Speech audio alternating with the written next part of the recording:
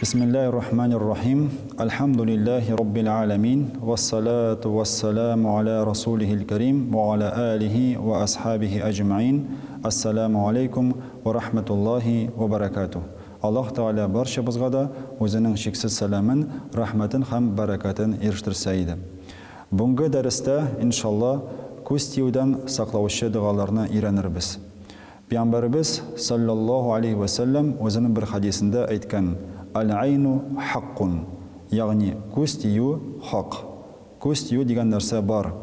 Ham agarda kishiga ko'z tiysa, uning salomatligi nasharlanirga mumkin, uning ichki holati o'zgararga mumkin.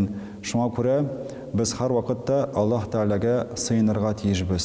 Tağın bir voqea bilan sizni tanishtirib ketasim keladi. Payg'ambarimiz sallallohu alayhi va sallam o'zining bir hadisida aytgan, Fatiha surasi har bir avruga davo degan. Fatiha surasi bek fazilatli sura, bilganimizcha ol Qur'onning birinchi surasi bo'lib turadi. Ham bu surani o'qib biz ruhiy avrulardan ham hatto fizik avrulardan da davolana olamiz. Kunlardan bir kunni Payg'ambarimiz sallallohu alayhi va sallamning sahobalari safarda bo'lganlar, ham ular bir yerga borib yetkach, o'sha yerlikning podshasi avurgan, ona yılan tishlagan. Ham bir nidi tabib da ona yordam eta olmagan. O'sha podshaning qizi sahobalar yanına kelgach, bizning xo'jabizning hali bek avur, sizning orangizda tabib yo'qmi deb so'ragan. Ham bir sahoba o'sha qiz bilan haligi kishi avru kishi yanına borgan. Ham bu sahoba avru kishiga Fatiha surasini o'qigan.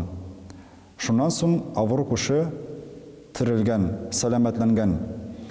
Sahobalar g'ajablanib so'raganlar: "Sen qaydan bilding Fatiha surasini o'qirga kerakligin?" Bu sahoba: "Men Fatiha surasining shifosini ishondim, ham shunga ko'ra bu surani o'qirga o'yladim" deb javob bergan. Bu sahoba Fatiha surasini o'qib endi podshaga foyda keltirgandan so'ng bu sahobaga bo'laklar da berganlar. Ular Payg'ambarimiz sallallohu alayhi va sallam yanına qaytganlar, ham Payg'ambarimiz sallallohu alayhi va sallam bu amalni xo'plab siz durust ishladingiz deb aytgan. Shu voqeadan ko'ringancha Fatiha surasi hatto fizik avrulardan da shifo bergan mumkin. Alloh taolo shu sura orqali o'zining shifosin, rahmatin erishtirgan mumkin. Shunga ko'ra shu suraga da biz ihtiborli bo'lsak edi.